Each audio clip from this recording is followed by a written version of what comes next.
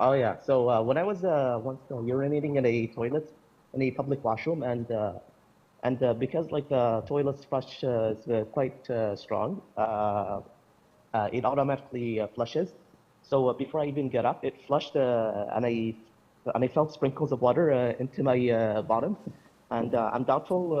I don't know whether the urine was flushed in time before the water sprinkled into me, or I got some sprinkles of urine. What should I do? Should I have washed the bottom? What I essentially did is that I thought that the urine has already flushed away before the water sprinkles back. So I hope that it was pure. So I wore my pants and my underwear and just went to like pray. Is my prayer valid? And should I have washed?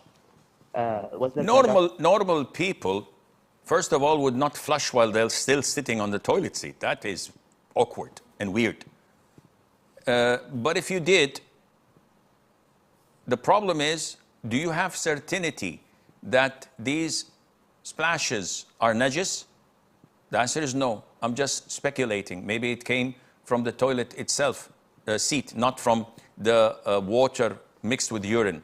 Maybe the amount of water that came overwhelmed the urine and made that whole mixture pure because of the overwhelming process. So the element of uncertainty is there.